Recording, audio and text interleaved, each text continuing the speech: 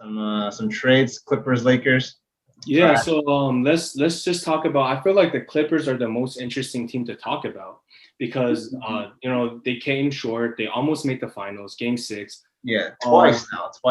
yeah, twice now, and they've technically they disappointed, but they really disappoint because I feel like they played pretty well even without Kawhi.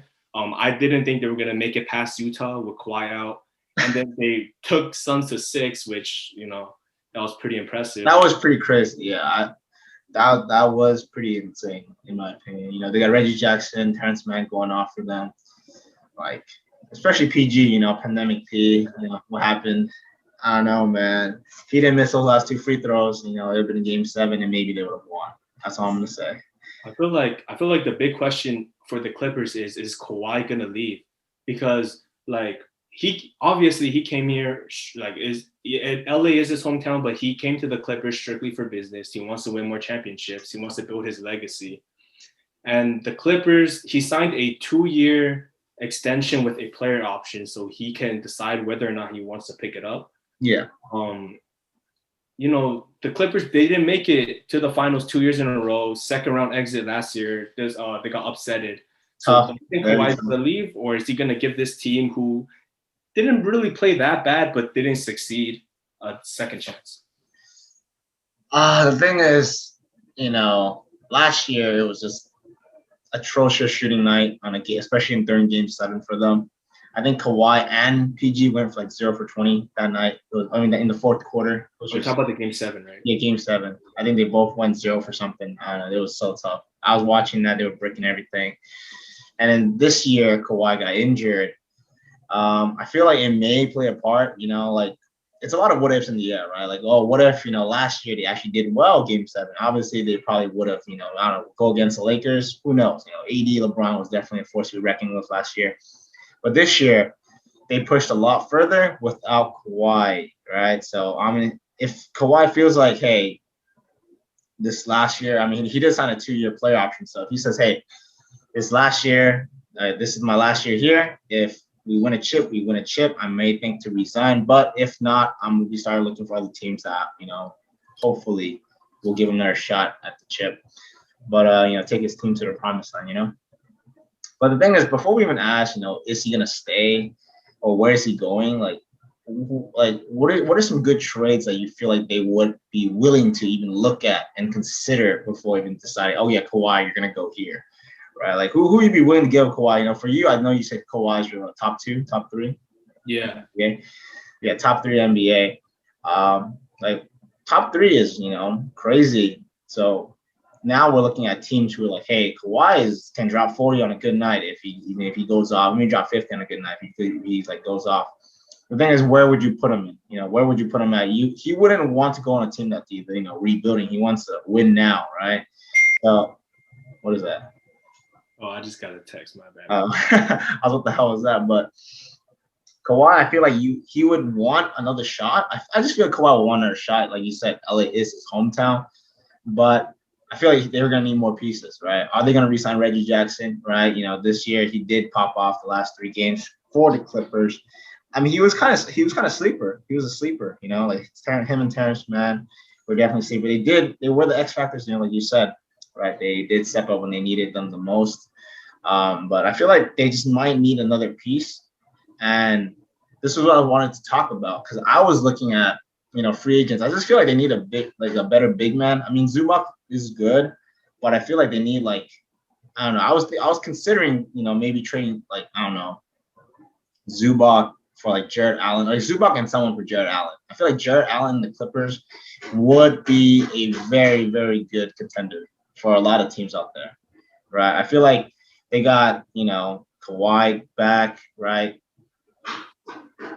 PG, of course. And then you add, Jarrett Allen, a young star, 6'11", this shot blocker, can finish around the rim, getting better, right? I feel like he has a lot of potential to grow in the Clippers. But what do you think? Yeah, I definitely think they should re-sign Reggie Jackson. I don't know if they should. I don't know if it's possible for them to trade for another center. because I'm looking at their payroll. I think the salary cap this year is 109 million. Yeah. 140 million. Let me check That's that. with Kawhi's current contract, and I'm pretty sure if he resigns, it's gonna stay there. And even if you let go of some of the guys like Ibaka, The Ibaka. Patterson, Batum, you're not gonna make up enough money. And on top of that, Reggie Jackson definitely earned himself a bag this year. That's true. That's true. He's probably gonna get close to 10, 15 million maybe. So it's gonna be hard for Clippers to get another piece. They don't really have any young potential players that they can trade up to get someone like a third star. The only players I see that like other teams want to rebuild off is like. Oh, there's a motherfucker outside the favor. Yo, I'm gonna close the window real quick.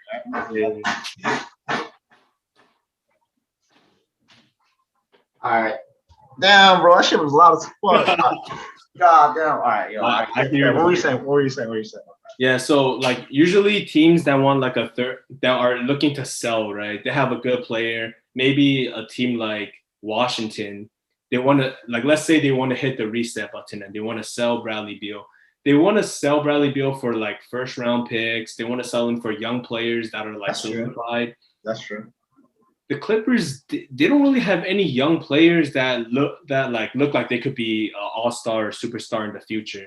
Like for example, like an example would be Talon Horton-Tucker. I know a lot of teams want Talon Horton-Tucker right now because he could develop into something in the future.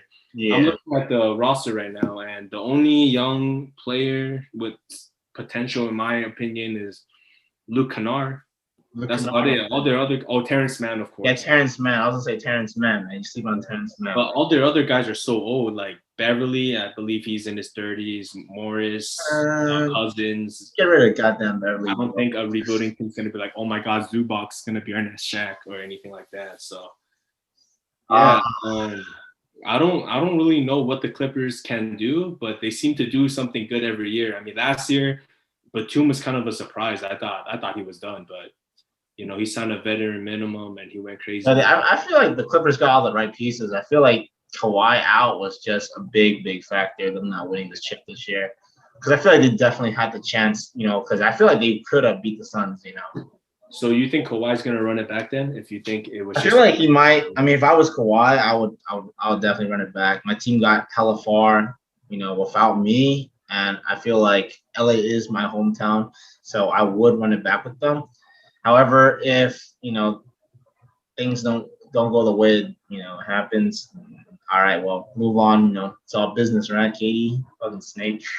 The thing with Kawhi is he's so unpredictable. Like he just want to chill with Toronto. He's like, yo, I'm going Clippers. He just did. I thought he was gonna run it back with Toronto. Yeah, if he ran it back, I feel like that would be crazy, dude. Yeah, so. Fred VanVleet, Kyle Lowry, Siakam. That was something, bro. So who do you think, because like the Clippers, they don't have a lot of salary, don't have a lot of trading pieces. They might be able to get someone like another role player. I don't think they're going to get like a DeMar DeRozan type, a Kemba Walker type. I don't think they need that either. They don't need it. I mean, maybe they do need a floor general, you know, like they need. I think Kawhi's not a playmaker. PG's not really a playmaker, like, you know. So who do you think they should approach in the free agency then? Because obviously, I feel like their biggest missing piece is like a point guard. Yeah. But the thing also is they don't have that much money. So they're going to have to get someone who's willing to sign a veteran minimum. Off the top of my head, I see like, I don't know if Dragic wants a veteran minimum, but he could definitely help the playmaking on the team. JJ Redick, he's not a playmaker, but he's another maybe Patty Mills. These are some of the guys I'm seeing. Dude, honestly, I don't really know. I'm looking at the teams right now, like the free agency. There's not a lot, you know. There's not a lot that you can go off. I mean, you think Kawhi can become a playmaker or PG maybe become a playmaker? Nah. Hey, yo, Patrick Beverly's not becoming a playmaker, man. That guy, I don't know, man. No, he's not. The only playmaking thing is fucking menace, bro. That guy's a goddamn menace, man. The thing is, I feel like Paul George is already compensating, like playing with Kawhi, playing with another star, because I feel like when he is the guy and he's able to do whatever he wants, Yeah, he can drop. Yeah, he'll playoff. Kawhi went down, playoff beat, and in Indiana, when he was the go-to option, he was going head-to-head with LeBron. So I feel like him even playing with Kawhi is already limiting his game. And if you want to ask him to be change his game again, he might be even more limited. So I don't think it's a very good idea. Kawhi's never really been a playmaker in his career. I think he's always averaging 3 assists.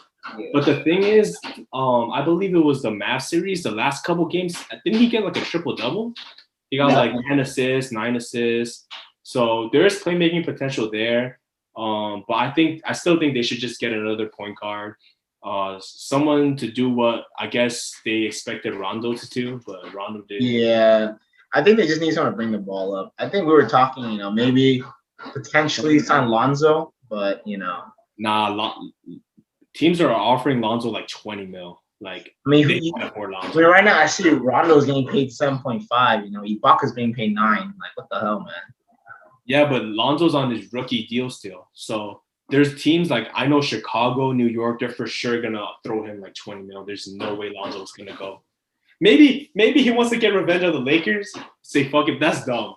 That's so dumb. Hey, to take like 3 mil. To take 3 mil just to say fuck you when you can take 20 mil. What if he just signs what if he just signs a 1-year deal? You think he'll sign a 1-year deal for Clippers? Nah. For a ring? Just for a ring? I think for young players, it's like you kind of want to secure the bag while you're try to get a max or something, Like, well, what if you signed a 1 year and then next year you get like an ACL? Oh yeah, that's tough. So I think Lonzo's gonna resign. I mean, he's not. He's leaving. Yeah, he said he's leaving NOP. Bro. Maybe he'll like Zion, but I don't know. I feel like he's probably gonna go to like a team like the Bulls who need playmaking and defense. And the Knicks, I know the Knicks got money, and I want to see him go to Dallas because he's an off ball point guard. He lets Luka, high usage player. He lets Luka do his thing, and he gets spot up, and he plays with good defense. True. Ah, man, dude. Let's look at the other LA team.